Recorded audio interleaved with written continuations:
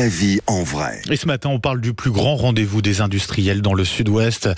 C'est le CPM Industrie qui ouvre ses portes dans 2 semaines, tout pile à Toulouse. Sud Radio y sera. En attendant, je reçois l'un des exposants qui sera présent. Bonjour Mathieu Luchilo. Mathieu Luchilo qui est avec nous. On a un petit problème. Est-ce qu'il est avec nous, Mathieu Luchilo? On va essayer. Voilà, Mathieu Luchilo, bonjour.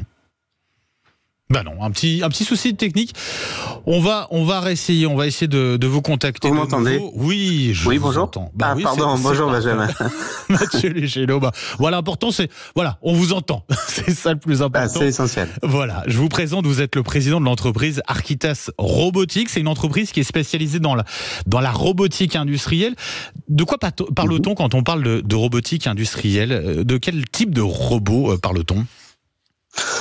Alors, dans la robotique industrielle, on parle d'une multitude de robots. On parle de robots 6 axes majoritairement. Ce sont des robots qui servent à manipuler des éléments pour faire des tâches répétitives, souvent un peu compliquées, de manipuler des pièces lourdes ou dans des environnements un peu dangereux. C'est-à-dire, ça représente à quoi? Ça représente quoi? C'est dans tout type de secteur industriel qu'on peut retrouver cela? Oui, alors on retrouve des robots aujourd'hui vraiment soit en production, en fabrication, soit en logistique, et vraiment dans tout type de secteur. C'est hyper transversal comme système, et ça consiste en gros, c'est un bras, c'est vulgairement un bras équipé d'une main, et on leur fait faire des mouvements pour soulager la pénibilité au travail des différents employés. Ouais. Oui, pour les charges lourdes, j'imagine, et puis vous le disiez, pour protéger aussi lorsqu'on fait face des produits un peu plus dangereux, quoi. Exactement, oui. On retrouve beaucoup la robotique dans soit la manipulation de charges lourdes, comme la manipulation comme la palettisation par exemple, ou dans des environnements de froid où on travaille au quotidien dans un frigo, notamment dans la logistique agroalimentaire, ou dans des environnements dangereux avec des atmosphères qui sont dangereuses potentiellement pour les employés. À ce moment-là, c'est vrai qu'on passe par l'automatisation pour pas mettre en danger la vie de l'employé. Oui, à un moment où on parle beaucoup de sécurité dans l'industrie, en entreprise plus largement, et puis de bien-être également au travail, notamment dans l'industrie, j'imagine que c'est un secteur particulièrement porteur. Oui. Aujourd'hui, c'est un secteur particulièrement porteur, surtout que les entreprises font face à une pénurie de main-d'œuvre en France, spécialement pour ce type de fonction où à nouveau c'est un travail assez pénible.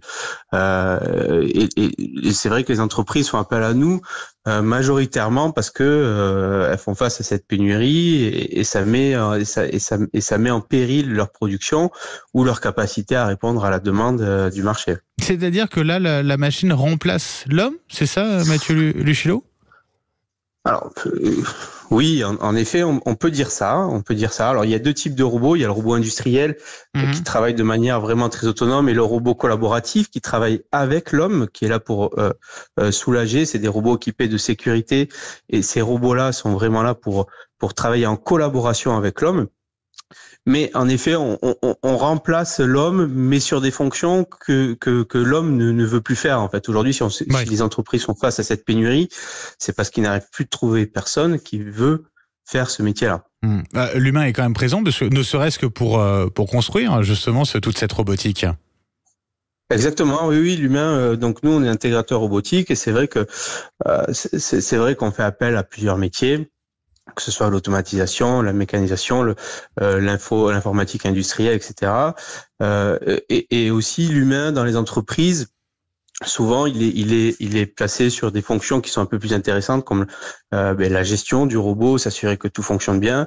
Des fois, on les forme sur la programmation et ça fait un peu évoluer leur poste, et c'est vraiment très intéressant pour eux. Est-ce qu'on arrive à trouver justement des salariés dans ce secteur-là? C'est compliqué ou pas d'embaucher?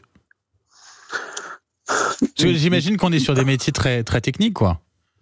Oui, on est sur des métiers extrêmement techniques, et en effet, c'est assez compliqué en ce moment. C'est un secteur qui est très tendu. Les différentes fonctions, les différents métiers qui sont nécessaires à l'élaboration d'une cellule robotisée sont en pénurie en ce moment. Et en effet, c'est vrai. Parce que pas assez de candidats ou des formations qu'il faut encore développer davantage? Je dirais que on va dire que c'est pas assez de candidats parce que ça reste quand même une industrie de pointe, ça reste quand même une industrie, on va dire, récente à l'échelle de l'industrie mondiale. Et c'est aussi un secteur qui connaît une croissance importante ces dernières années. Et donc, du coup, on se retrouve un peu en flux tendu sur les différentes ressources de ces métiers-là. En ce qui concerne la robotique industrielle, est-ce que la France est un pays particulièrement en avance ou pas, Mathieu Lucchillo? Non, je peux pas dire qu'on soit en avance par rapport à On a aux du autres chemin un peu à pays. rattraper, ouais. Ouais. Oui, je pense qu'on n'est pas spécialement en avance en Europe, on est encore moins en avance comparé à nos amis américains, chinois, japonais, etc. Mais oui, on a du chemin à rattraper. Il y a des mentalités, mais c'est en train de changer. C'est en train de changer. Oui, avec toute cette logique aussi de réindustrialisation, et ça passe notamment aussi eh bien par ce secteur de la robotique industrielle. Mathieu Lucchillo, un grand merci d'avoir été avec nous ce matin sur Sud Radio, président donc de cette entreprise Architax Robotics, donc la robotique industrielle du côté de Toulouse, pas très loin. Merci à vous, et bien sûr on va continuer de mettre en avant ces entreprises industrielles dans le tissu notamment économique du Sud-Ouest, avec ce grand rendez-vous donc dans 2 semaines tout pile à Toulouse avec Sud Radio qui sera présent sur place. Dans un instant, 6h43, Maxime Trouleau, les unes de la presse qu'il faut retenir des journaux ce matin.